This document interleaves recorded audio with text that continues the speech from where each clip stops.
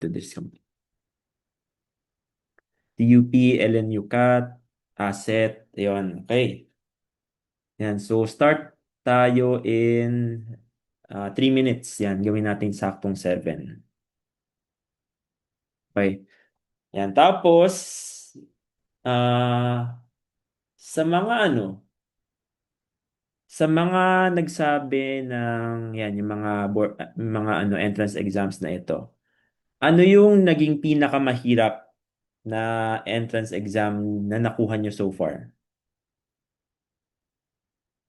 Ilan na ba yung exams na natuloy na? UPCAT. Okay. UPCAT talaga yung pinakamahirap. ELM, USTED. Okay. Yung iba wala pang nakukuhang exam. Asset. Yun nga. So, tulad ng kwento ko kahapon, asset. Yan, sa asset ako pinaka nahirapan. Lalo na dun sa 30 items, 5 minutes. Grabe. Okay. Ay, wala bang sound? I think rinig naman ako ng iba. Join audio. I think meron dong setting sa Zoom na ano. Okay. The last question before we start. Anong topic or anong subject kayo pinaka nahirapan? Think sa mga kumuha ng UPCAT. Anong subject kayo pinaka nahirapan? Math. O sige, sa mga nagsagot ng math, anong topic? Sige, sa math. Anong topic sa math? Let's be more specific. Anong topic sa math kayo nahirapan? Trigo. Okay. Reading comprehension, geometry, algebra. Okay. Sige. Ayun, well, tip ko, yan, sa mga nahihirapan sa trigo, sa USTED mix yung ano nila, mix yung sinasabi ng mga past takers. Ay, sa PUP set. Merong nagsasabi or merong PUP set na may trigo daw. So, yung mga triangles, yung sine, cosine, tan.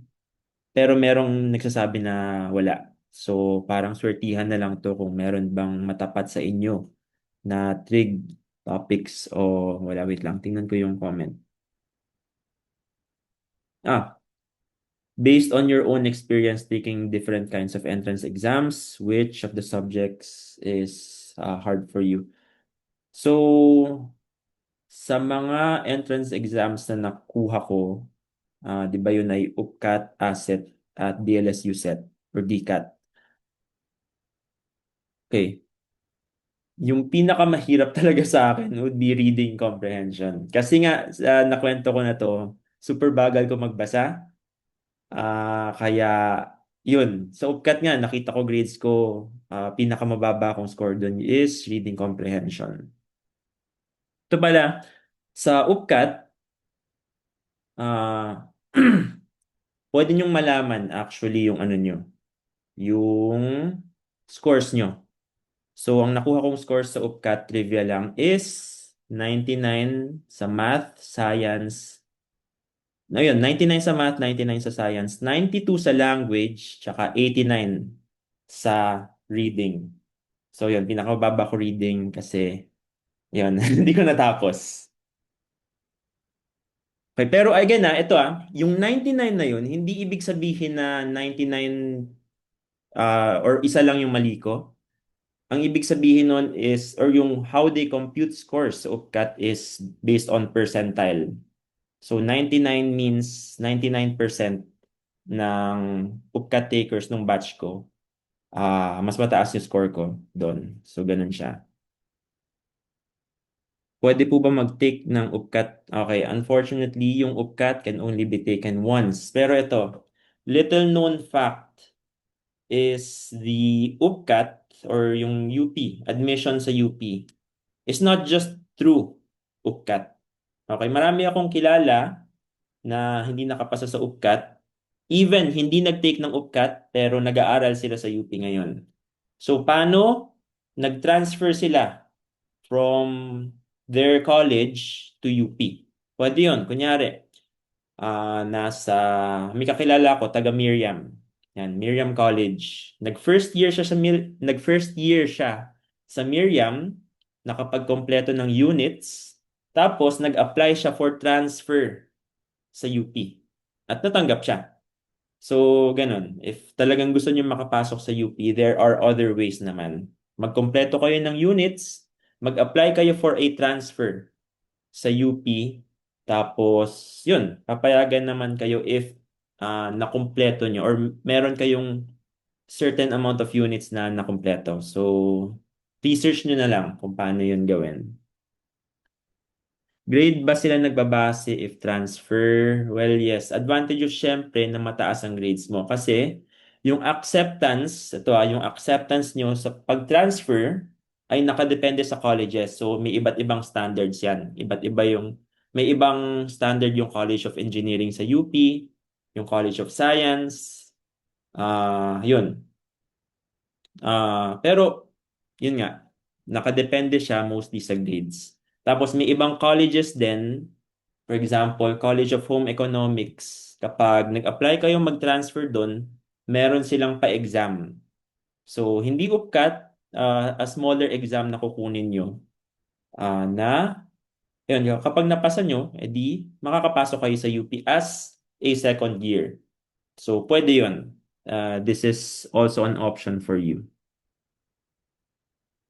Ano tingin nyo ang part ng exam na mahirap? Okay, sa PUP set talaga, sa tingin kong mahirap at yung konti lang yung masasagot ko would be general information. Kasi nga, tulad ng sinabi ko kahapon, this is everything under the sun. Pwedeng may i-review ka, like i-review mo yung mga rosters ng PBA players, yung mga nanalo sa Miss Universe, pero hindi naman sila lalabas, di ba? Swertihan talaga yon. So, kung sa akin lang, hindi siya worth your time to really review. Kasi hindi mo alam kung anong re-reviewin eh. Diba? Sobrang lawak ng coverage niya. So, yun. Mas maganda na i-dedicate nyo na lang yung time nyo in reviewing the other subjects. Hindi pwedeng gumamit ng calculator sa exam. Yan. Sa kahit anong entrance exam na na-take ko, hindi pwedeng gumamit ng calculator. Paano i-mental lahat, sir? Ano yun? Sanayan. Like, syempre, bibigyan ko kayo ng analogy.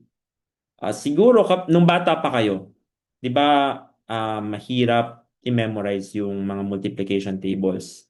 Pero ano yun eh, nasasanay kayo by really applying kung ano yung, kunyari, ilang beses na kayo nagsosolve. You solve mga 100 problems a day.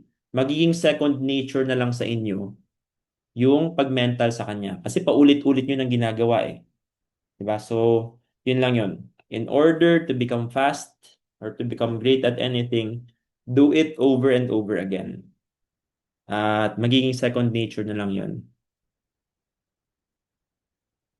Okay. Ilang items total ng exam? This is 150 items in 75 minutes. Okay. So, grabe no? Ang ano pala, time pressured talaga kasi lumalabas, 2 questions per minute dapat yung masasagot nyo. Hindi ba? So, or 30 seconds per question, dapat talaga ganun kabilis yung pag-solve natin sa PUP set. Okay, sige, simulan na natin. Yan, may hinanda akong presentation ngayon. Pero ito, gagawin natin itong parang game kasi meron akong hinanda. Yan na, comment kayo. Ang unang part ng ating PUP set review day 2 ay science. Okay? Science na tayo ngayon. Science, English, reading. If gusto nyo, if gusto nyo mag-review pa ng math, marami akong math videos sa YouTube channel ko na VJ Villafuerte. Doon nag-discuss tayo ng UPCAT year 2023 and 2020 or 2024 and 2025 meron tayong naging UPCAT review. Marami rin akong math questions na diniscuss doon. Pwede niyong balikan. At pwede rin kayo mag-comment. Comment kayo sa videos ko kung meron kayong question or topic na nalilito pa. Tapos sasagutin natin yun. Sir, natapos niyo ba yung kahapon? Oh, I think most ng questions natapos natin except yung mga questions na identical lang. Kasi doon, kahapon meron tayong mga questions na mixture problem ulit. Pero na-discuss ko naman na kasi mixture problem, so in-skip ko na yun. Okay.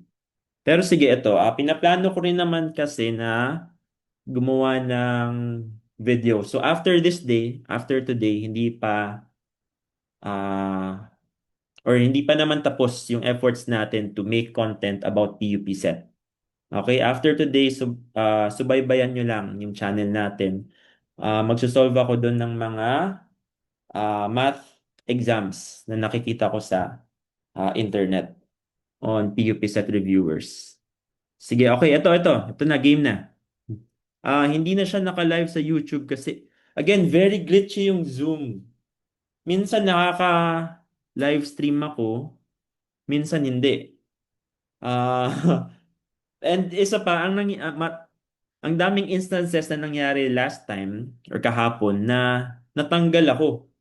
Kasi natanggal ako as host, so na wala ako sa meeting. Puno pa naman yung Zoom nun.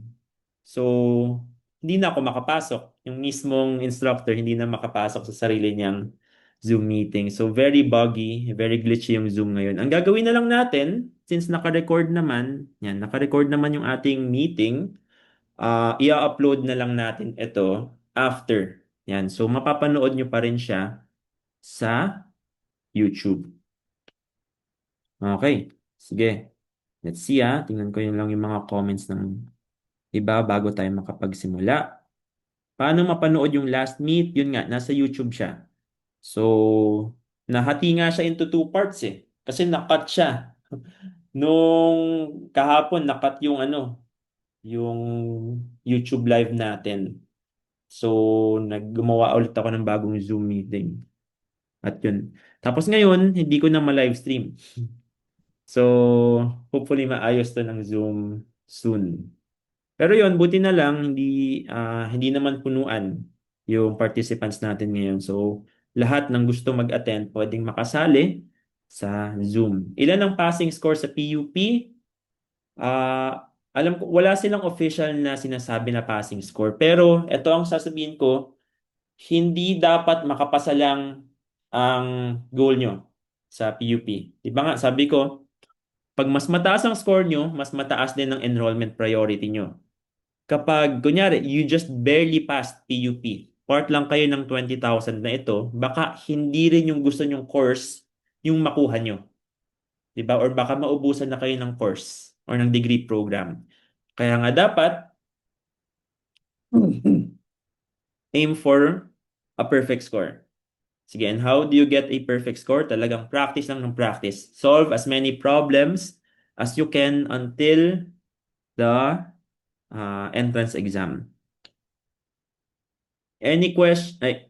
Sa mga questions about application sa PUP set, yun, hindi ko siya masasagot kasi not sure din sa process.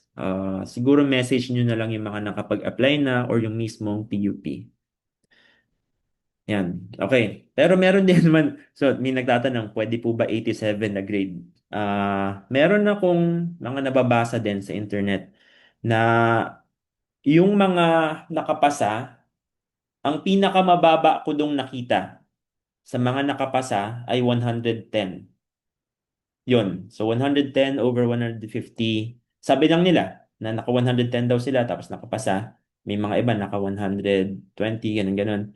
So, yun siguro yung benchmark natin. Okay, 110 over 150. Okay, sige, okay na. So, eto, unang part. Okay, mamaya natin sasagutin yung ibang questions. Ang unang part ng day 2 natin is a game. Yan, tatawagin natin itong ABCs ng science. Okay, so paano to? Paano to kinokonduct? Meron akong ilalabas na 26 questions, each corresponding to yung letter ng alphabet. So A, B, C, D, E, F, G. Tapos, isasagot nyo dun, syempre, sasagutan nyo yung question, tapos yung sagot dun ay nagko-correspond sa unang letter. So nagsisimula yung first question sa A, Yung second question sa B, yung third question sa C. So sige, simulan natin. Comment nyo kapag alam nyo yung sagot. Okay? So, unang question. Yan. Science ABCs. What is the SI unit that measures electric current? Go. Oh, yun. Ampere. Yun nga. Nagsisimula sa letter A. Okay? Ampere. Yan. Tama. Tama. Yun. So, sige. Next. Oh, ito naman. Nagsisimula sa letter B. What is the name of the force that causes objects to float? Ayun. Buoyancy. Right? O, di ba? Kuha nyo na. Kuha nyo na yung ano, yung game natin. Letter C. What is the green pigment in plants that absorbs light for photosynthesis? Okay, chlorophyll. Okay, may isa man nagsabi na cytoplasm or chloroplasm. Chlorophyll. Chlorophyll yung tamang sagot. Okay, letter D. What is the shape of a DNA molecule? Ayon, double helix. And sagot natin is double helix, yung parang spiral na ano. Oh, letter E. What subatomic particle has a negative charge? Wow, okay. Mukhang marami nang handa ah. Yan, marami nagko-comment. Tama, tama. Sige, letter F.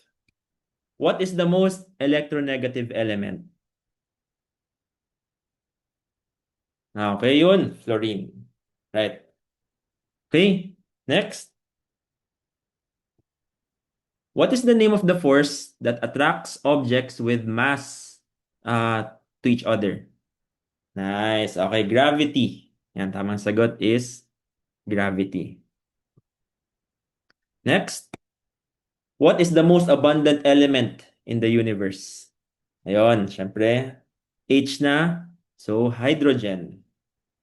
Okay, ito naman. Letter I. Okay? What is the name of the colored part of the human eye? So, marami din daw anatomy questions sa... Wow, ang bilis ah! Okay, maraming anatomy questions sa PUP set na nireport ng isang ano. Sana ganito na lang questions. Favorite song po. Wow. Nice ah. Sige, next. What is the SI unit for energy? Ayun, joules. Okay? Oh, next. What is the SI unit for temperature? Okay, nice. Kelvin. Okay, baka may malilito ah. Hindi siya Celsius. It is Kelvin. Oh, next. KL. Nasa L na tayo. The distance traveled by Earth in by light in one Earth year. Yan, light year. Okay. Sige, next. What is the SI unit for the amount of a substance? Okay, may sasabi mass. Hindi. Mass is, hindi nga siya unit eh. It's a quantity. Pero yung unit would be the mole. Okay? Sige, mole. Tama. Next. What is the most abundant element in the atmosphere? Ayun. Okay. Nitrogen. So, baka rin common misconception, baka ang sagot ng iba, oxygen, pero pinakamarami sa atmosphere ay nitrogen. Oh, nasa na tayo? N. Then O. Oh, letter O na. Ano kaya yung nasa O? What is the chemical process that causes rust? Oh, okay, ang bilis. Oxidation. Nice, nice. Sige, oh. P. O, nasa P na tayo. What is the name of the table that arranges all elements by their atomic number? Yun, periodic table. Okay, Q. Nasa Q na tayo ha. What are the fundamental elements that make up protons and neutrons? Nasa Q na. Hindi quartz. Quartz ay isang mineral. So, quark. So, quark is basically mas maliliit pa siya sa subatomic particles natin. Next, what does RNA stand for? Ayun, ribonucleic acid. Kita naman, no? Kita ba yung ano ko, yung screen? Kita ba yung screen ko? Yun, okay. Oh, next. Nasa na tayo? S. Nasa S na tayo, ah. What is the closest star? Hindi siya star on Earth. Ayun, okay. Siyempre, sun. Okay, baka may nalilito pa rin. Yung sun natin is also a star. Sige, next. Walang choices to, ah. Hindi siya choices. Talagang fill in the blanks. Ang clue lang natin ay yung nagsa-start na letter. Okay, bibilis nyo mag-isip. Okay, nasa na tayo? S, T. Okay, T na yung ano, ah. T na yung next question natin. The final phase of cell division. Ayun, ang bilis talaga. Telophase. Okay. Sige, next. Oh, yan, telophase. Sige, next. What planet in the solar system rotates vertically? Ayun, Uranus. Okay? Next. Nasa na tayo? V. Nasa V na. What is the name of the blood vessel that carries blood from the body back to the heart? Ayun, veins. Yan. So, madali lang yon. Next. What is energy transferred to or from an object via the application of force along a displacement? Okay, work. So, yung formula dyan ay work is equal to force times displacement. Okay. Saan tayo? WX. So, wala akong maisip sa X eh. Yun na lang. What is the electromagnetic radiation used to see inside a human body? So, yun. X-ray. Sige. Y. O, nasa Y na tayo. The time it takes for... Yan, wala rin ako maisip sa Y. Kaya, medyo obvious na din to. To make one revolution around the sun, it's a year. O, last sa Z. Ay, ano kaya yung ano natin sa Z? What is the point on the celestial sphere that is directly above an observer? Zebra. Zebra? Ba't zebra? Zenith. Okay, yan. Zenith. Basically, ano lang yan? Definition of terms. Okay, yun. So, very fun, no? Yan. Naka-warm up na sana tayo. So, yan. Next natin, and okay, maganda na marami nakakasagot ng mabilis kasi it means na yan, familiar talaga tayo sa science terms. Sige, next. Next na. Next would be, ano to? Spelling. Meron din akong mga nakikitang or naririnig na meron daw spelling. Spelling of somewhat common words sa PUP set. So, kailangan mabilis or kailangan alam nyo rin yung spelling ng mga common words. Tingnan natin. Iniisip ko pa kung anong letter yung susunod eh. Okay. Sige. Yan, nakaka-pressure daw sa bilis. Okay, may choices, yes, may choices ang PUP set. Ito lang ay parang fill in the blanks, parang game para mas ma-engage talaga tayo. Okay. Pero yun nga, PUP is time pressured, so ganun dapat yung pacing din natin sa pagsagot ng exam. Okay, ito na. Next is spelling at meron akong ifa-flash na mga words. Actually, marami. Ito ang gagawin nyo. Hindi right minus wrong sa PUP set. Ito ang gagawin nyo, ah. Again, follow instructions dapat. Ay, wait lang. Meron lang akong ano. Sige, break muna. May umaano lang. Ayan. Okay. So, again, follow instructions. Walang magsasagot ng agad-agad kasi pa-flash ko lahat. May 10 spellings ata ito na sabay-sabay ifa-flash. Okay? So, importante rin, another skill na kailangan yung i-develop is follow instructions. So, magpa-flash ako ng 10 items. Ang gagawin nyo, wag muna kayo magko-comment ng kahit anong sagot until matapos nyo lahat. So, dapat ang makikita ko is yung collection ng answers nyo. So, A, B, C, D, A, B, mga ganon. Okay? Sige, oh. 3, 2, 1, go. Ay, wala. Wait lang. Sorry. Na ano pala? Sorry. May ano. Ulit. Meron na palang answer key. Anuhin ko. Sige, na-advance. Nakalimutan kong anuhin. Sige, wait lang ha. Iaayusin ko lang yung slides natin. Okay, close your eyes muna. Close your eyes muna. Okay. Sabihin nyo kapag okay na, nakita niya. O sige, again. Sana. Oh, no cheating ha. Huwag niyong ano yan. Oh, sige. 3, 2, 1, go.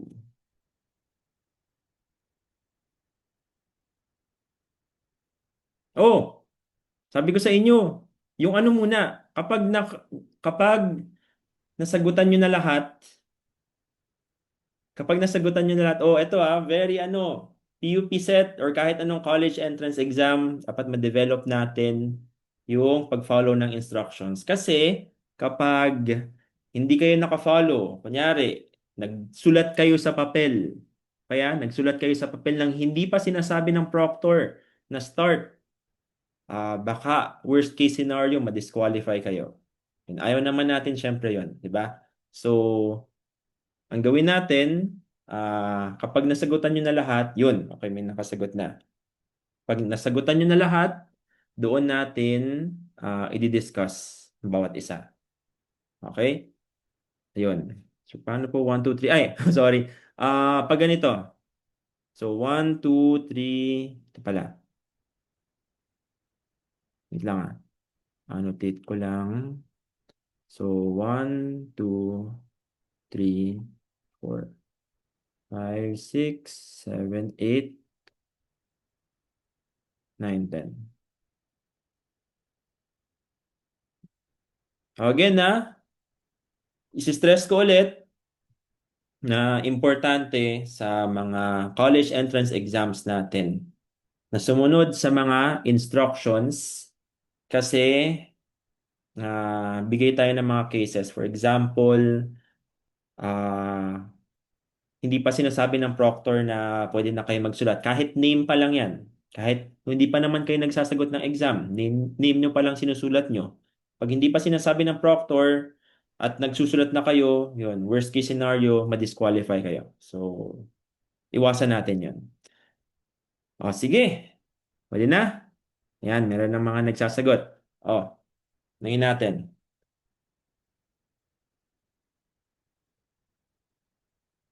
Discuss natin. Number 1. Fahrenheit. Oh, syempre ano natin. I-eliminate na natin yung mga obvious na mali. So, ito sobra naman siya. At saka hindi naman height. Walang kinalaman ng height sa Fahrenheit. So, wala na to. Ito, may unnecessary H. Di ba? Fahrenheit. So, wala na rin to. Okay? So, ang tamang sagot dyan is letter C. Yan, Fahrenheit. Next. Number 2. Hand, handker. Again, ang gusto at kung sino man gumawa nito, gusto niya maglagay ng mga unnecessary H. So again, eliminated na to kasi may unnecessary H siya. Tsaka ito, kasi yung chief niya, halata namang mali yung spelling. Han or hand? Yan, hand, chief. Sige, next. Embarrass. Ito, isa sa mga most commonly misspelled word. O, sige, tingnan natin Embarrass. Ano talaga? Number 3. Ano sagot nyo? Ano bang pinagkaiba nila? Wala. Same ba? Baras. Oo, same lang, no? Oh, so, BND. BND yan. Or ano na lang natin na B. Okay. May error talaga. Sige, next. Caribbean. Ano to? Oh, wala. Ayun, A, Caribbean. Ay, tama ba? Caribbean? Yeah. Sige, next. D?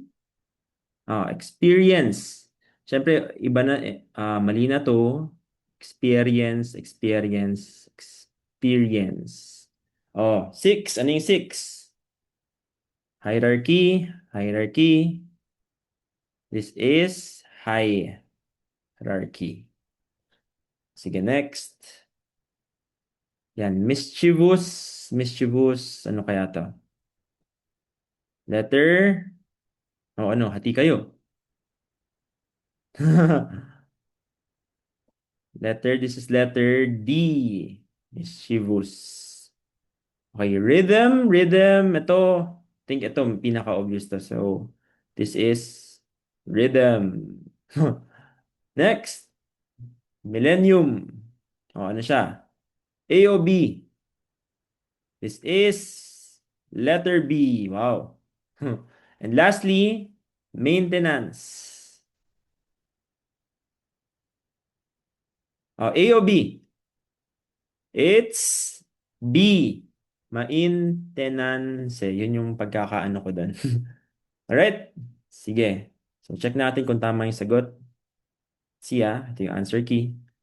Ayun, tama naman pala tayo. Okay? Tama ba? Ayun, tama lahat.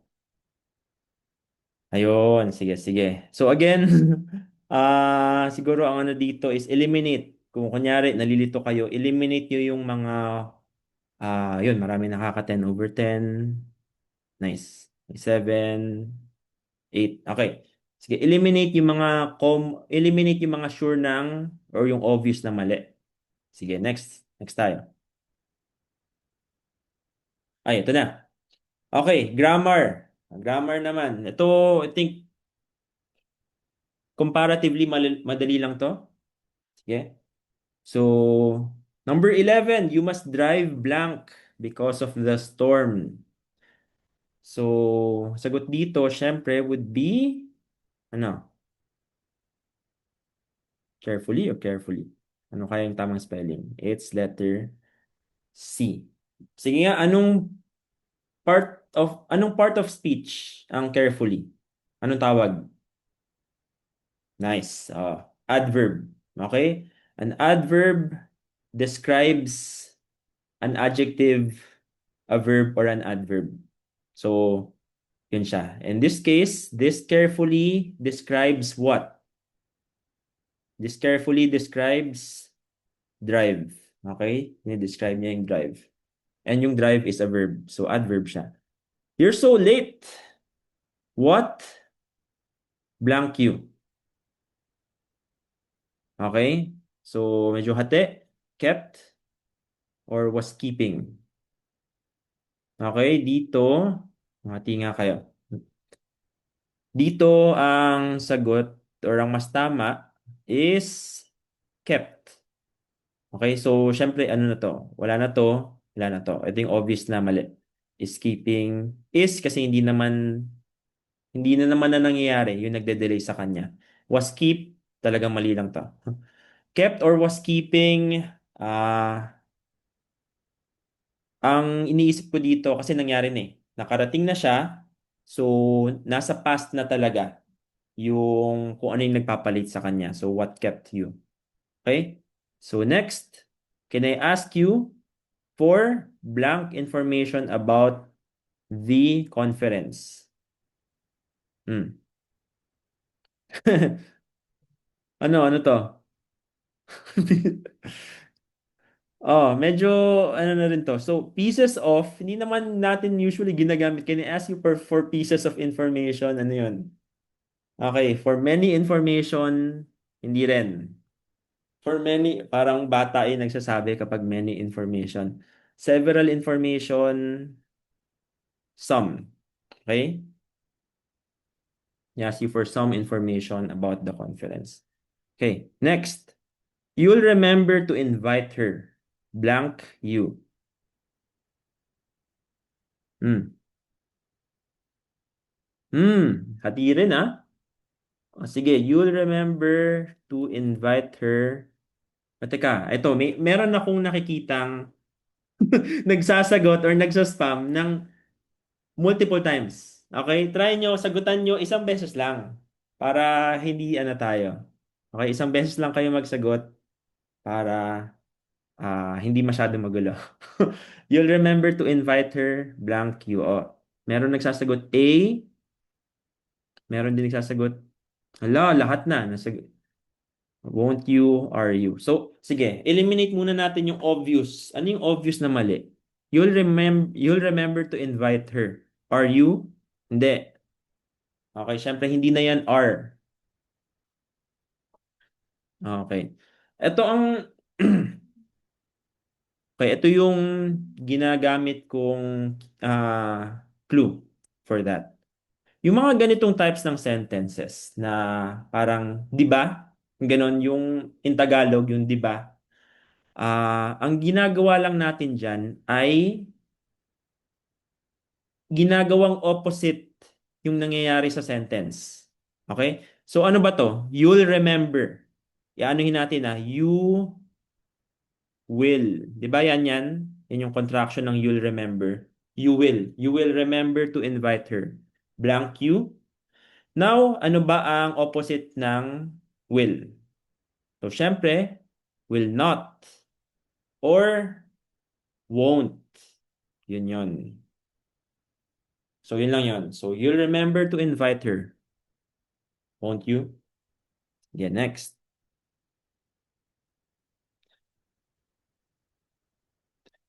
Okay, to ano lang, to emphasize lang din or to reiterate, kapag ang sinasabi dito, you would remember to invite her, doon nyo sasagutin na, wouldn't you? Okay, kapag, ay, ang clue lang dyan is yung nandito, yung parang verb sa sentence natin. Sige, next. You blank, show photo identification at the check-in.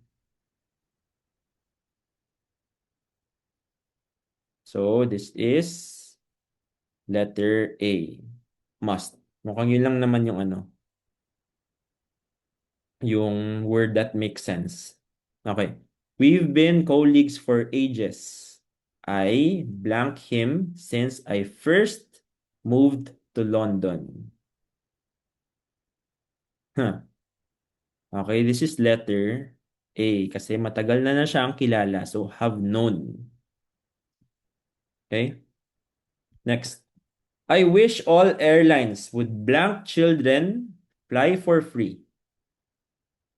Okay? C or A? Hmm. Ay, teka. Yan. C or A, mukhang hati kayo, no? So, tingnan natin. Tingnan lang muna natin yung mga maling choices. I wish all airlines would make children fly for free. So, ano yung pipilitin nila? Would make children fly for free? Siyempre, hindi. Would teach, ito mas obvious na hindi. Ba, teach children fly for free. Okay, let or allow. Alam, isa lang yung clue dyan. Okay? Hindi siya pwedeng allow. Alam niyo kung bakit hindi siya pwedeng allow? Kasi kung allow yung gagamitin natin dito, dapat may to ito. 'Di ba? Allow children fly for free. Hindi. 'Di ba dapat allow children to fly for free. Pero pag let, pwede niyong ilagay. Would let children fly for free. So pwede. Yun. It is let. Sige, next. I think people nowadays are a lot more technically, ano to? Technically what? Minded than they, ooh. Eliminate natin yung mga obvious na mali. Ano kaya? Then they, teka lang. Ay, hindi ko maano. Oy,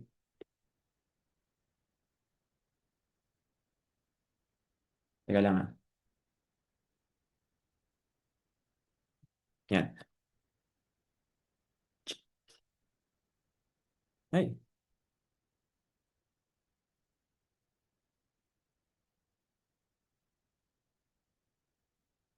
Teka lang na. Okay, wait lang. Nag-glitch ulit. Hindi ko makita yung chat nyo habang nag-share. Stop share ko muna. Share ko ulit. Ayan. Ayun, okay na. Ay, hala. Oh, ito na. Nasa na tayo? Ito na. I think people nowadays are a lot more technically minded than they. Ano yung sagot nyo? D?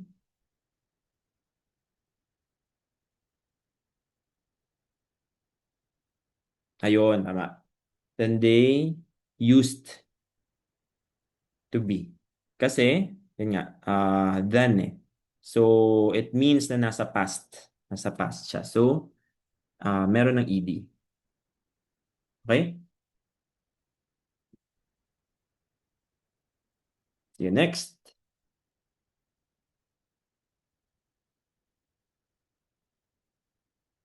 Ay, ulit. Meron ba tayong ano? Sipo 19. Oh, meron ng sagot. Don't forget to post the letters, blank, you go out. Siyempre, hindi na siya, hmm, by the time you go out. So, after you go out, hindi na ito if you go out. Don't forget, as soon as. Okay? Mas appropriate yung phrase na as soon as. As soon as you go out. Di po sa... Oh, 20. What did you blank in your last employment? Hmm. Okay. What did you... To. Siyempre, wala na to. Eliminate na natin yung obvious na mali. What did you used to do or used to do? Okay, ang sagot dyan is... Hala, hati kayo. This is used to do. Letter D. Okay, bakit? Kasi meron ka ng this already signifies na past na siya. So, hindi nyo na kailangan parang i-double past. What did you used to do? Double ED yun. Okay? Double ED. So, used to do. Yan. Di tulad ng kanina, wala namang ano kanina. Walang nagsasabi or hindi siya double ED. Hindi siya double past than they used to be. So, dito natin ilalagay yung ED. Pero the did signifies na nasa past na to, hindi na natin kailangan doblehin yung effect. O, sige, next. Pabalik sa number 1 to 10, bakit? Ano ba yung 1 to 10? Sige, kung gusto nyo picturean, yan, picturean nyo. Or i-screenshot nyo. Gets it. Okay, gets daw. Okay, next na tayo. Next na. Ay, okay, ito. Reading. Reading comprehension na tayo. So, syempre, hindi pa natin ito masasagutan ngayon. Pero ang tip ko kasi sa reading comprehension is to, ano to? Read the questions muna.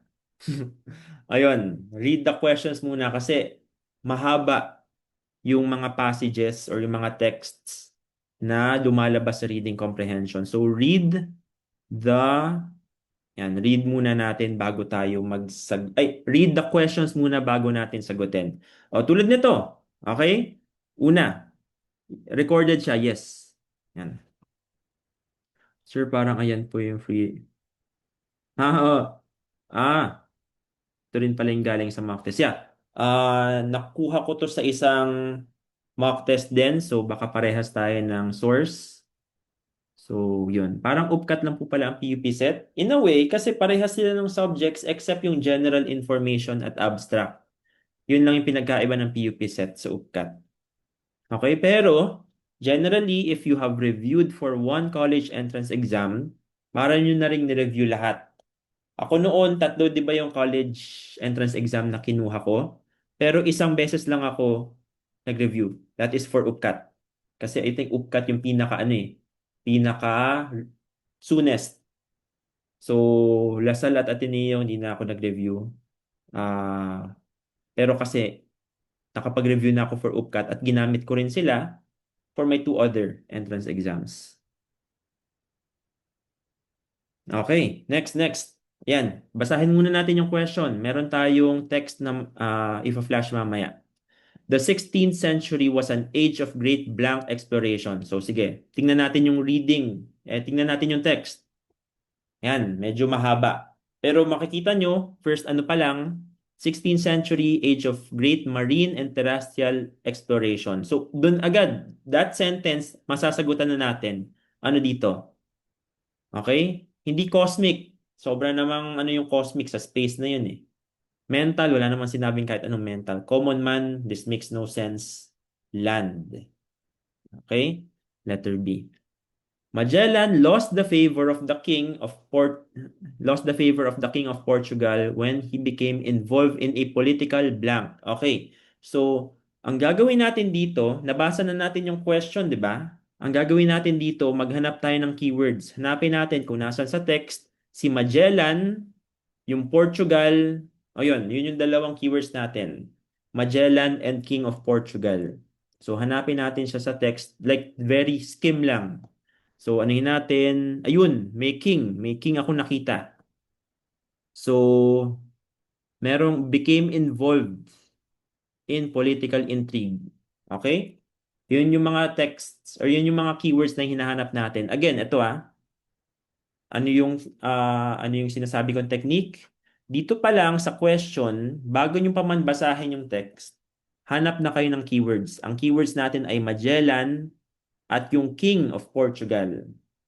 After that, huwag nyo na basahin lahat, hanapin nyo lang yung mga keywords na yun. May nakita akong king. Ayun. King's favor. May favor pa nga. So, ito yun. Ito yung part ng text na tinutukoy nila. Lost the king's favor, political intrigue. Ito daw yun. Intrigue ang nag-cause sa kanya para ma-lose yung king's favor. Ano dito yon? Discussion, negotiation, problem, entanglement. Ano yan? Okay? Yun natin. Ano nga ba ulit yun? Ano yung keyword natin? Intrigue, political, became involved in political intrigue. Ito pala yung mas involved. Yan. Involved is another keyword sa atin. So, discussion, medyo neutral naman siya. Ay parang sobrang neutral naman ito. Hindi naman pwedeng discussion lang yung nangyari. Negotiation, wala naman naging negotiation. Problem, very direct yung problem. Ay, di ba? Ang pagkakasabi ng problem is very direct. Hindi naman nakasabing may problema. Pero entanglement, kasi nga na-involve siya. So, yung kaguluhan, basically yung kaguluhan sa politics, yun yung nag-cause kay Magellan na malose yung favor ng king. Pwede po ba tingnan? Yes. Ano kayo? Parang, alam niyo yun, alternate kayo. Flip or, yun nga. Alternate nyo tingnan yung both question and text. Ito na. Next, the Pope divided the New World lands between Spain and Portugal according to their location. So yung Pope divided. Okay? Hanapin natin kung nasan dyan yung Pope divided. Meron ka ditong keyword, Papal Decree. Papal Decree, syempre Pope. Tapos nandun din yung 50 degrees. Okay? Nandun din. 50 degrees at Pope, nandyan na rin. Tingnan natin, nabasahin natin yung sentence na to. The Papal Decree had issued all land in the New World west of 50 degrees longitude to Spain and the land east of that to Portugal. So, ang ginawa daw ng Pope, hinati. Hinati. Kapag nasa west, Spain. Okay, tama ba? And all the land east of that line to Portugal.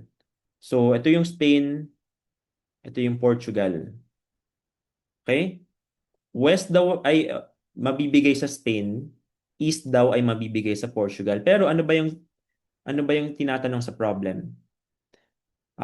Ano daw? Hmm, Okay.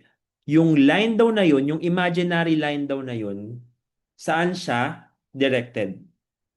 So, north and south, crosswise, easterly, or southeast.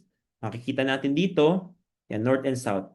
Ito yung line na naghahati sa east and west. So, medyo may konti tayong analysis na gagawin dito. So, ang sagot is letter A, north and south. Kasi yung north and south line ang naghahati sa east at west. Sige, next. Ay, ah, yan, yun na pala yan.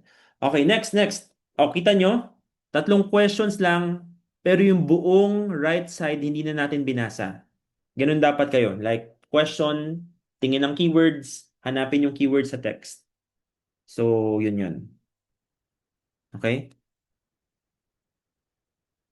Next, may question ba kayo?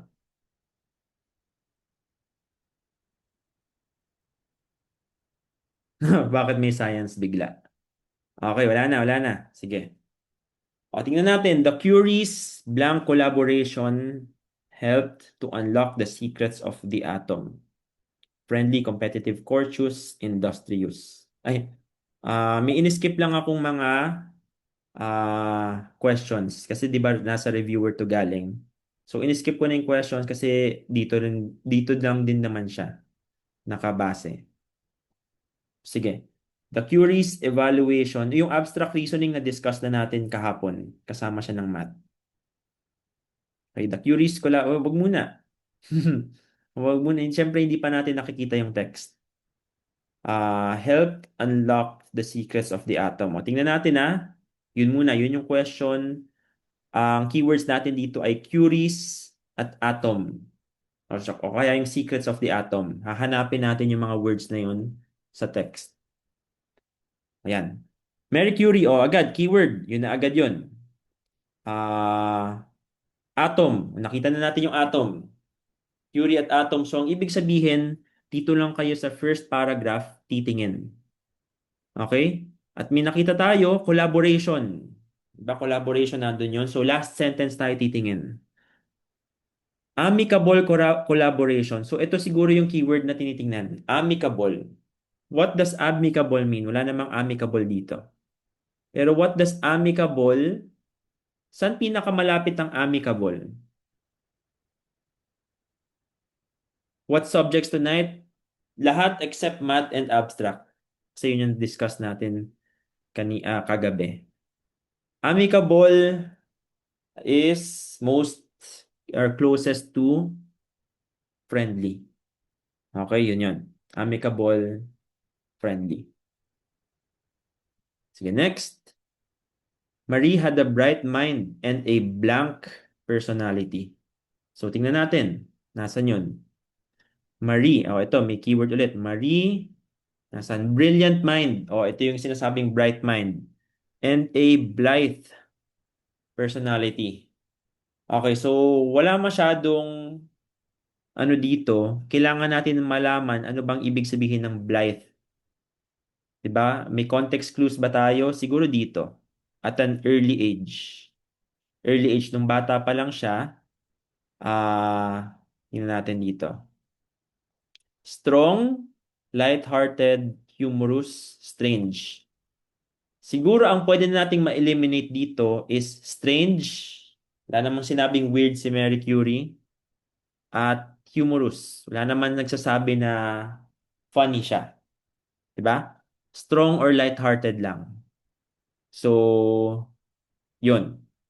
Pero, ang sagot dito, if isi-search nyo ano ba ang meaning ng blithe, B-L-I-T-H-E, is, blithe, yan. B-L-I-T-H-E is light-hearted. Yun, nalito rin ako dun. Akala ko rin nung una is strong, pero nung sinearch ko, yung ibig sabihin ng blithe, it's light-hearted. Life. Life for light. Yun siguro yung clue na pwede niyang gamitin. Yes, i-upload natin to. yung recordings. I-upload natin sa YouTube kasi ano naman siya, recorded din yung Zoom natin.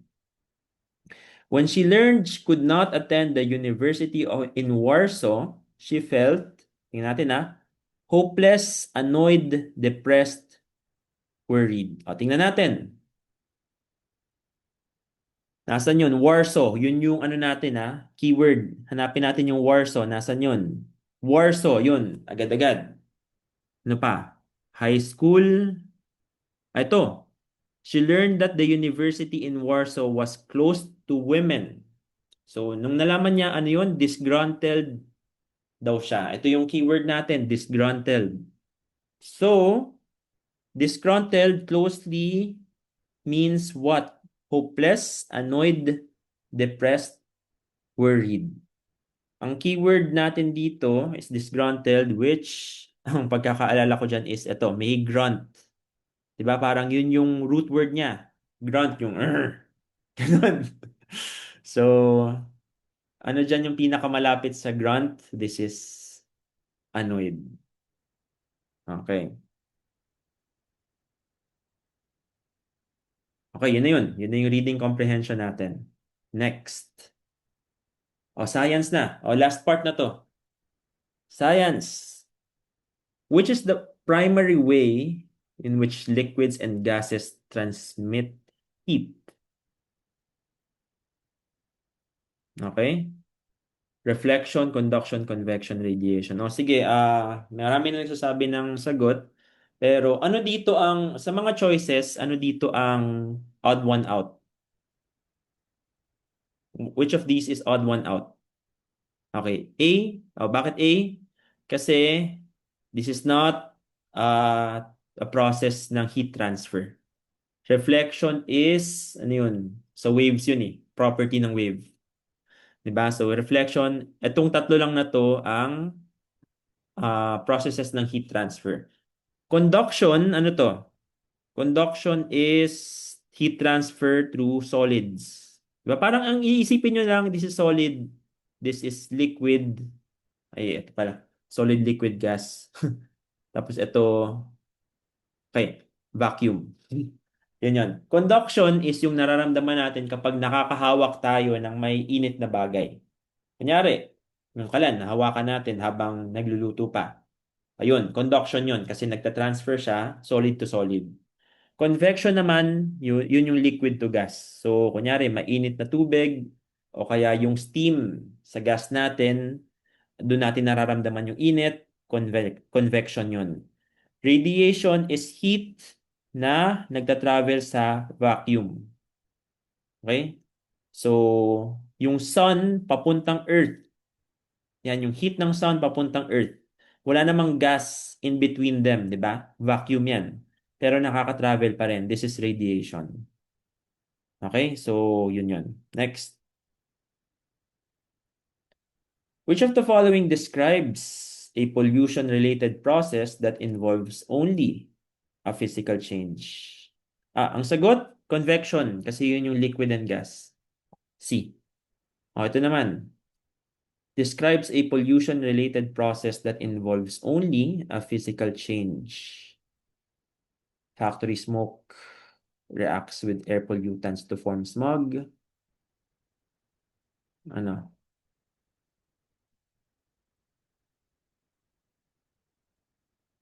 Oil spreads over the surface of seawater after the spill. So, ang sinasabi dito, physical change lang. Ano ulit yung ano yung opposite ng physical change? Chemical change. Di ba? So, let's see. Chemical change, ibig sabihin, wala dapat chemicals. Di ba na-involve? So, sulfur dioxide reacts, automatic wala na yan. Chemical change na agad yan. Vehicle emissions chemically react, yun pa lang. Chemical pa lang. Wala na rin to. Okay? Factory smoke reacts with air pollutants to form smog. Kaya oil spreads over the surface. Okay, ano sa tingin nyo yung sagot dito? A o B? No, hati kayo.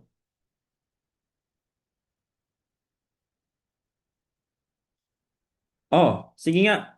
Bakit May ano ba kayo? Justification? Sige, sa mga nagsagot ng A or B, why do you think that is? Ay, ano? Tingin nga, ano yung mga comment nyo? Bakit i-defend nyo yung sagot nyo? Air pollutants, di po ba chem yun? A is reacts. Oo, yun no. Yun yung ano natin. Chemical change is parang react. Oh yeah, oh yun na yun. The reacts part.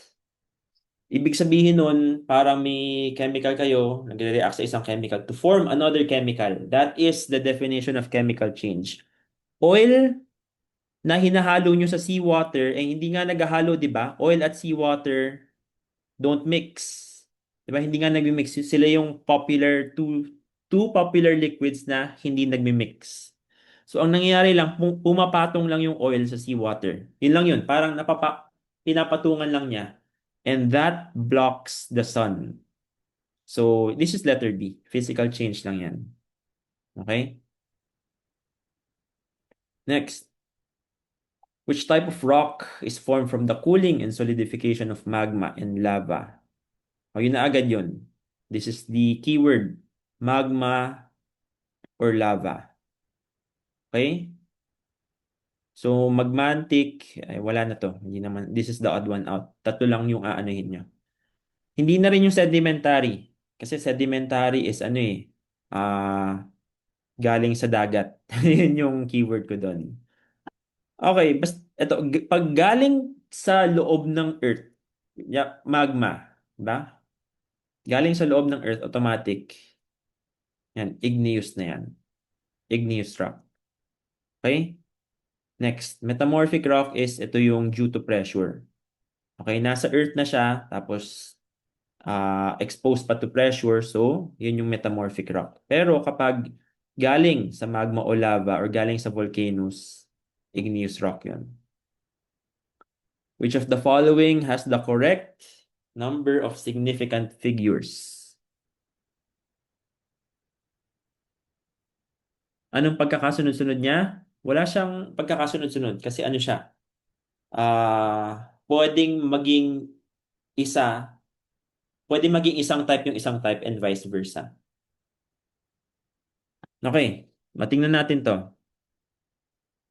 Significant figures. Bilangin nga natin ilan ang sig figs ng lahat ng ito. This is, ito nga, tatlong sig figs lang. 1, 2, 3. Oh, 4, 5, 6 are the only sig figs ng number na to. Yung letter B, ilang sig figs siya? Ilang significant figures yung letter B? Okay, ano siya? 1, 2, 3. Hindi na natin i-count yung 0. O yun yung rule. Ang rule lang, ito yung rule sa significant figures ha. Hindi nyo i-count yung 0 unless pinagigitnaan siya ng dalawang non-zero. Okay? So, ito hindi natin kinount. Ito rin hindi natin kinount. Oh, ito naman, ano to? Ilan yung sig figs dito sa C? 3 or 4? Oh, actually, ang significant figures dito ay 4. 1, 2, 3. Ito muna. Ito yung obvious ha. 7 at 2, syempre, significant sila.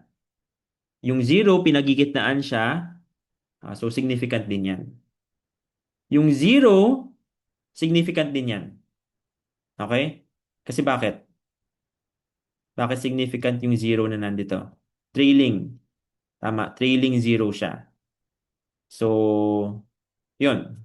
Yun yung isa pang rule. Another rule na kailangan yung ianuhin is yung 0 kapag trailing siya is significant. Anong ibig sabihin ng trailing? Kapag nasa right ng decimal point at nasa dulo. Next, 500. Ilang significant figures yan?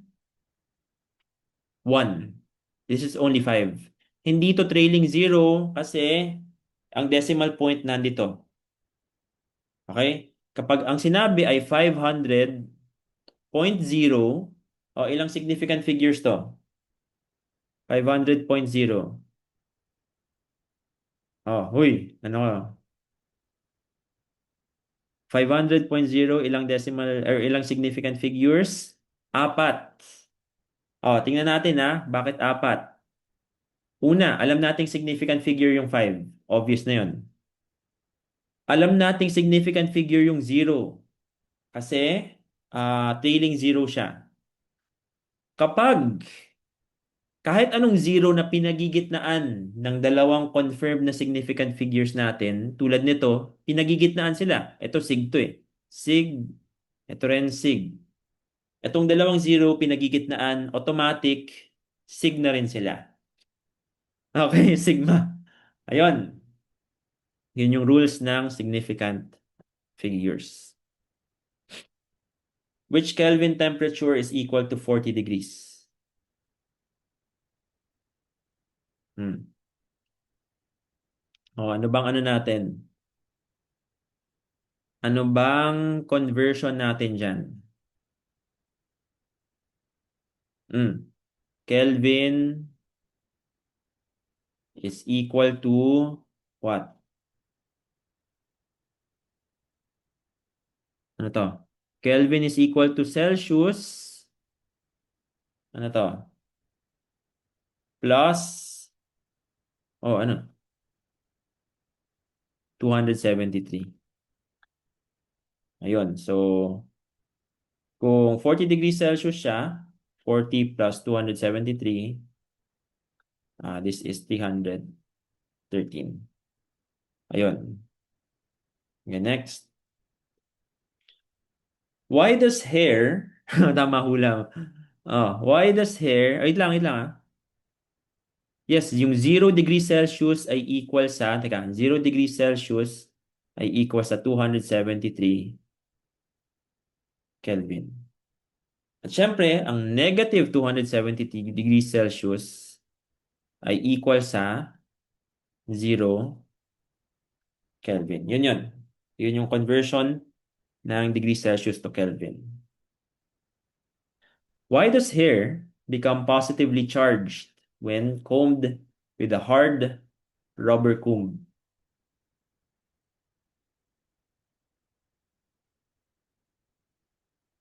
Saan always po ipa-plus? Oh, pagka saan nakuha ang 273, yun talaga yung conversion unit. Formula lang talaga siya na ilme-memorize nyo.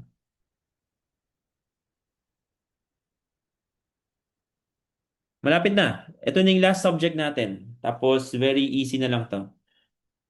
Oh, pansin nyo, di ba, kunyari, nagsusuklay kayo, tapos, there would come a point na yung comb na pinagsuklayan nyo ay makaka-attract ng mga pieces of paper.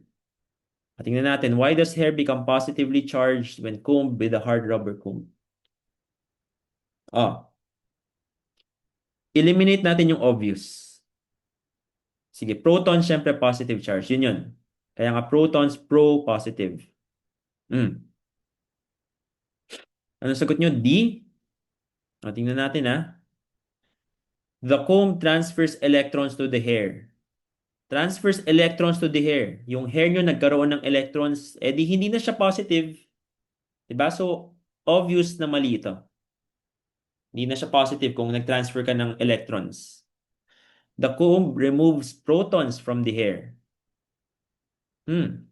Removes protons. Kapag tinanggalan niyo yung protons yung hair, eh, hindi na rin siya positive, di ba? So wala na rin to. Both of these, both A at B would make hair to become negatively charged. The comb transfers protons to the hair. Oh, C o D? Ano kaya sagot nyo? The comb transfers protons to the hair or electrons are transferred from the hair to the comb. C o D? C po. C, D. Okay, can you justify bakit C, bakit D? According to my ancestors. O ano? O, ito yung key or ito yung clue. I-draw nga natin yung atom. Okay, mag-draw tayo ng atom. Yung atom natin, di ba may ganyan? Pag ganyan, di ba? Proton, tapos may neutron, tapos dito, may electron. Yan, right? May ganyan, electron. O, di ba? Ganyan siya. Ito yung drawing ng atom natin. Ngayon, tingnan natin yung C at D. Yung C, ang sinasabi ng C, tinatransfer daw ng comb yung proton sa hair. Ang sinasabi naman ng D ay tinatransfer yung electron from hair to the comb. Parehas both of these makes hair positive. Kasi 'di ba teka lang, kung binigyan mo ng proton yung hair mo, syempre positive 'yan, positively charged. Kung tinanggalan mo naman ng electron yung hair mo, positively charged din 'yan kasi nawala ka nga ng negative charge eh.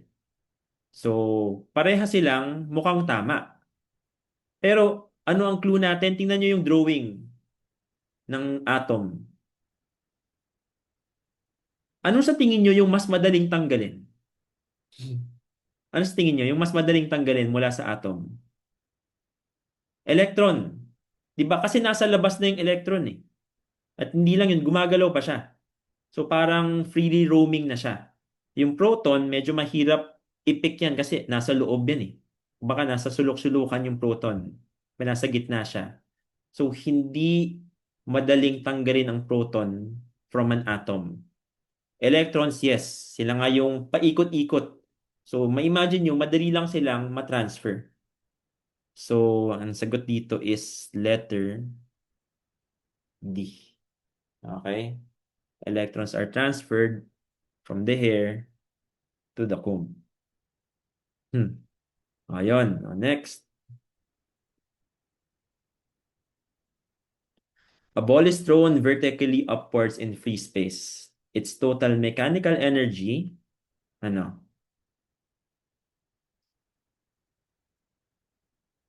So, naglo-lose ng electron sa buhok kaya nagiging positive. Yes. Ayun. Exactly that. Oh, mechanical energy. Okay. Ano muna ba ang mechanical energy? This is equal to potential energy plus kinetic energy.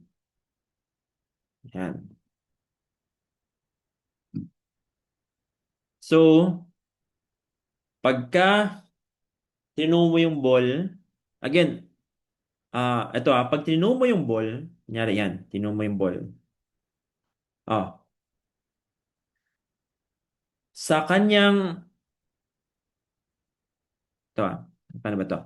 Kapag tinumo nyo yung ball, sa kanyang top, yan, sa topmost part ng ball, dun ka merong pinakamalaking, saan pinakamalaki? Ay ano yung pinakamalaki na quantity sa top ng trajectory? Potential or kinetic?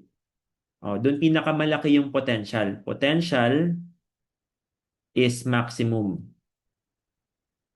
Tapos sa taas din, ano yung pinakamaliit? Ano yung at a minimum? Kinetic energy. Kinetic energy is a minimum. Kasi kinetic energy, dyan nakadepende yung velocity. Eh sa top of the trajectory, di ba? Zero yung velocity ng ball. So, kinetic energy minimum, potential energy maximum. Dito naman, sa ground, yung kinetic energy nyo is maximum. Kasi yun yung pinakamabilis na part niya eh. Di ba? Pahulog na siya. Di ba? Tapos, ang potential energy naman is minimum. Kasi nga, yung potential energy nakadepende sa height. Kung zero naman yung height nyo, edi wala kang potential energy. So makikita natin dito yung combination, yung sum ng potential at kinetic energy, constant. Kasi kung lumalaki yung isa, dumiliit naman yung isa. And vice versa. And also, kasi may rule na tayo dyan, law of conservation of energy. Diba? Hindi pwedeng mabawasan or madagdagan yung total mechanical energy ng isang system? So, ang sagot is letter D. Next. A soccer ball remains at rest on the field until a player kicks it. Anong law ni Newton yan? Malapit na. Uy, lapit na tayo. Three slides na lang. 48/51. Okay, sige. Yun, tama. This is Newton's first law. Alam nyo ba yung second at third? Anong second? Anong second law? Malapit na. Konting questions na lang. Acceleration. Newton's second law basically has a formula. Ito yung first law, ah. Yan yung first law. Yung second law just says F is equal to ma. Third law, action, reaction. Yan.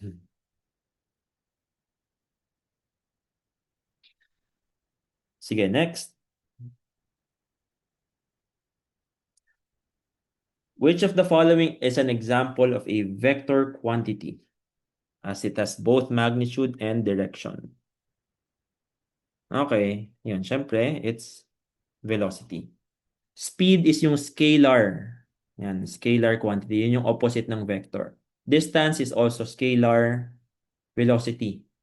Talaga yung may direction. Okay. Yun na ba yun? Yun na yung last? Ayun, okay. Yun na yung ating last slide. Very short lang yung review natin ngayon. Kasi, yun, very light. Kasi ano lang naman siya, science, English reading. Okay, so do you have any questions tungkol sa ating naging session ngayon? Anong sagot sa ball na tino? This is remains constant. Kasi nga, pag tumataas ang potential energy, bumababa ang kinetic energy and vice versa. Okay. Any questions? Wala na ba? Sige. Lastly, yan, since tapos na rin. Natapos na din yung PUP set review natin. Lastly, picture. Picture. Picture ulit. So, open your cameras, tapos, yun, screenshot ko lang.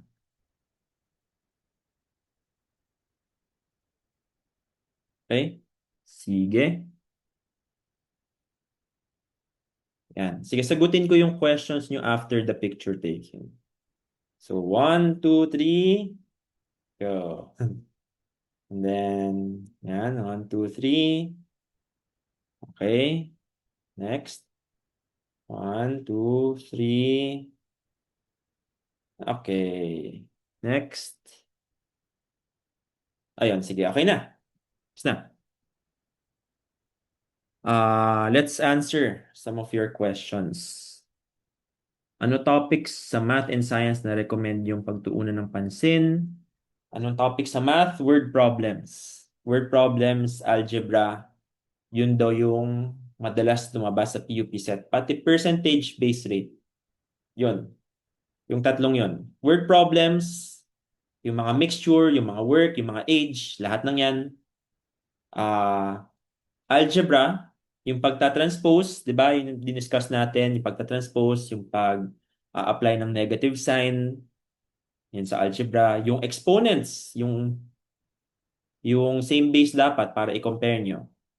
At percentage base rate. So, parang what is 40% of 400? Nga, ganun. Diba? Next. Sa science naman, yun, yung mga basic terms na diniscuss ko kanina, yung ABCs natin. Buti familiar yung karamihan sa inyo sa mga science terms natin. Yes, 150 items yung PUP set. Wait lang, hindi ko masabayan yung ano nyo. Ang bilis nyo mag-comment. Wala nasa. Teka. Pili ako ng question. As an engineer po, ano po ang kailangan ihanda namin? Ano na, advanced na mag-isip. Engineer, okay, sige, pag engineering, very heavy talaga siya sa ano, math and science. So talagang make sure mo na okay yung foundation mo sa math kasi sobrang gamit na gamit yun. Lalo na yung calculator. Gusto ba i-plug plug in ko yung calculator, no? Anong calculator ba gamit nyo? Sige nga, tanungin ko kayo. Anong calculator ang gamit nyo ngayon? Hindi, yeah, alam ko. Pero anong brand at model? Alam niyo ba? What brand and model? Huwag yung Casio lang, okay? Canon, ah, yeah, model. Casio 991 ES Plus. Okay, mukhang 991. Okay, maraming gumagamit ng 991. Sa akin lang, kapag magka-college na kayo, 'di ba? Kahit anong course man 'yan, maganda na yung calculator na gagamitin nyo ay yung allowed na para sa board exam na kukunin nyo. Basta kung accountancy kayo, yan, may calculator for that. I-research nyo na lang. Pero for most courses, like engineering, teachers, ang pinakamaganda na na-allowed ngayon would be Canon. So, I suggest na hanap kayo ng Canon para sanay na kayo, di ba? Pagka nasa college na kayo, sanay na kayo gumamit ng calculator for the board exam. Okay. Yes, may record ngayon sa YouTube. Yeah, i-upload namin to sa YouTube. Sa science po ba wala ng calculation sa chemistry? Sinabi ng ilang PUP takers dati na sa science part wala masyadong computation. So, kaya nga hindi tayo nag-compute masyado, 'di ba ngayon? Terms lang tsaka concepts. Sa math, magkakaroon ng computation. At least yun yung sabi. Again, pwede magbago yun sa ibang ano eh, sa exam nyo eh. Pero tingnan natin, teka lang. Mamaya, may choice. Ano-ano yung subtest? Check nyo yung ano, Scholar ng Bayan page. Nandun na yun in detail.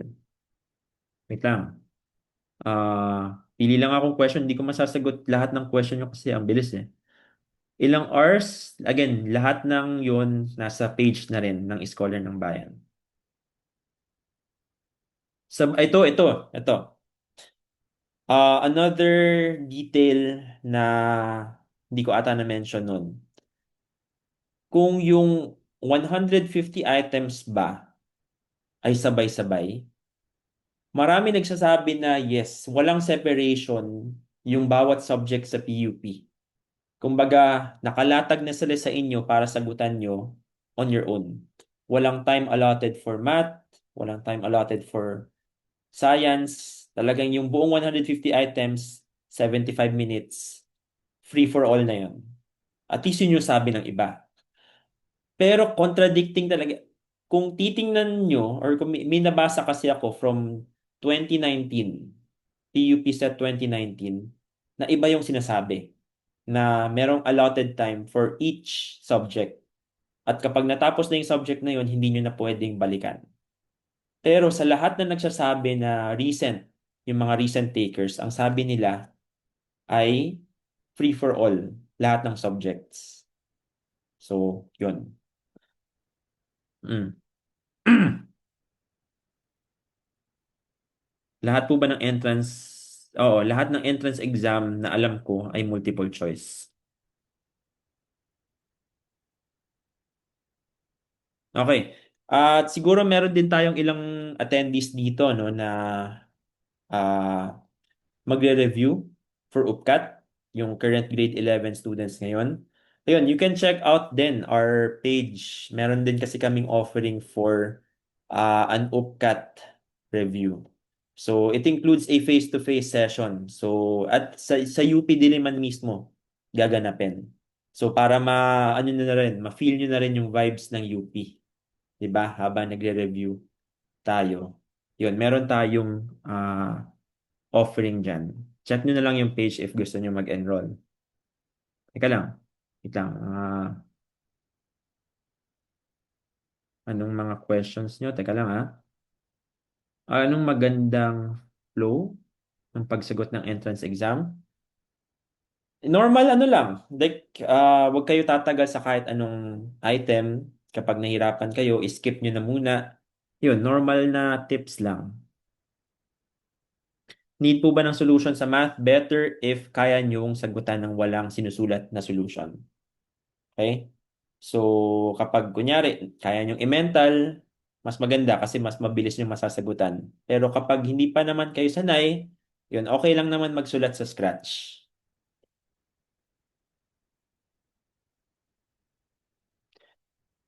Mhm. Ano pa? Any tips po sa age problems? Okay, sa mga word problems, meron na talaga tayong YouTube videos for that. Check nyo yung YouTube channel natin, VJ Villafuerte. Marami ako dong sinusolve na past board, na sample questions ng kahit anong word problems. So age, work, yan, meron na tayong video niyan sa YouTube channel natin.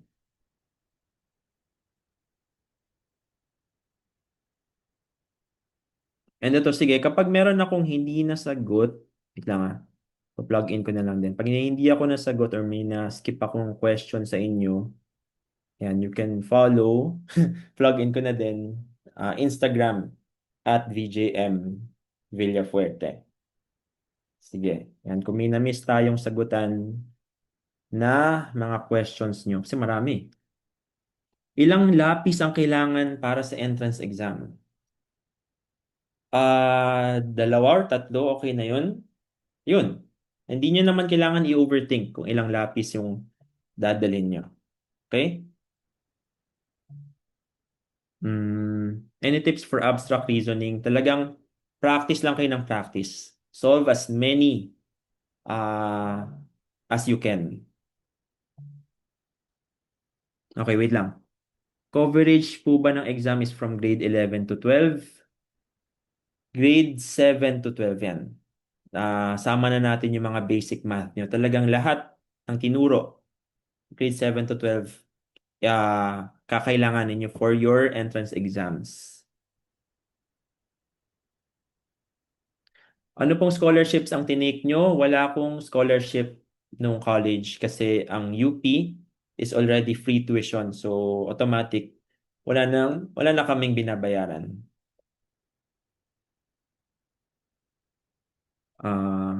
Ano pa ba?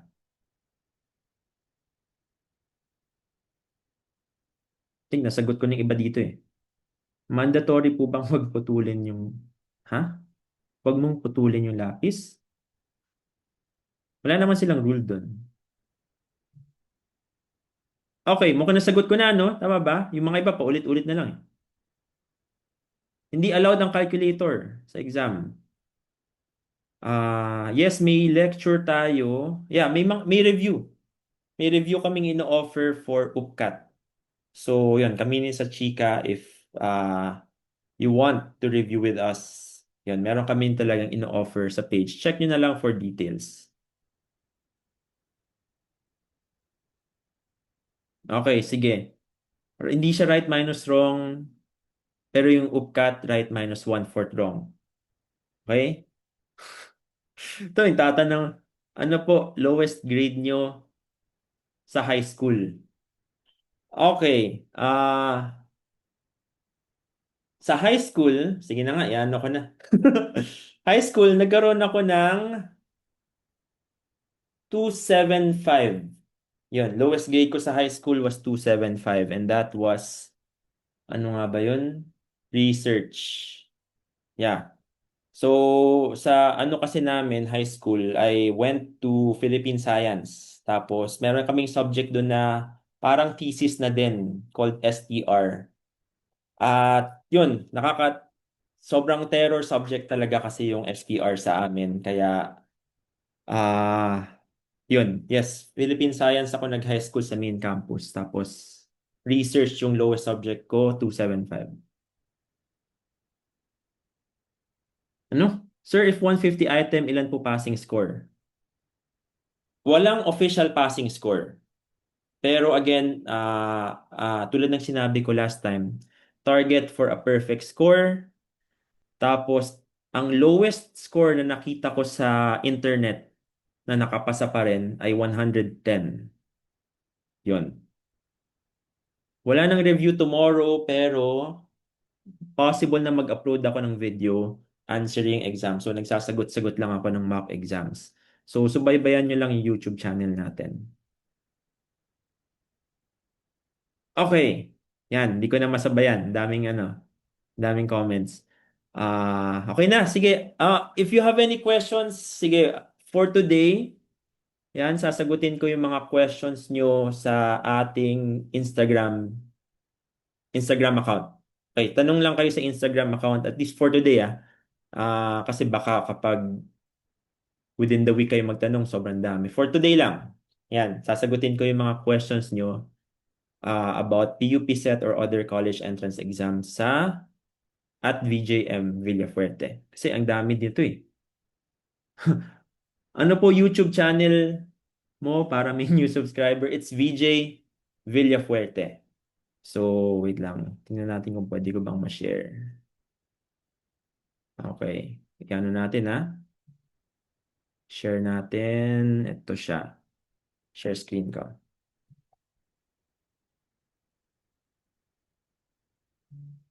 Ayan. Okay. So, ito yung YouTube channel ko at makikita nyo na dyan din yung ilang mga videos namin for UPCAT at college entrance exams. So, ito, yun, yung may 104,000 views. Ang daming questions na diniscuss namin dito na I think pwede nyo ring magamit sa PUP set nyo. Pati yun, no? Chemistry, marami ring views. Saan ba yan? Ayan. So, pati ito, age at work problems at marami pa yan. So, hindi yan lahat. Okay, so you can check na lang. Tapos kunyari, kung gusto niyo mag-engineering, meron din kaming mga videos on that. Ayan. So, yun, oo nga. Saktong-sakto na yung day one ng ating PUP set review, dun din tayo nagka 100,000 subscribers. So, yun, hinihintay ko na lang yung silver play button natin. Okay, sige. Bakit daw wala ng live sa YouTube? Kasi nagka-glitch or nagka-bug yung Zoom at hindi ko na makita yung option na mag-live. Alright, sige. So yun na. Sasagutin ko na lang yung mga tanong nyo sa Instagram kasi sobrang bilis ng comments nyo dito. Okay, sige. Yun lang. Thank you everyone and good luck sa mga magtitake ng PUP set on January 18. Right, sige. So thank you. Thank you sa pag-attend.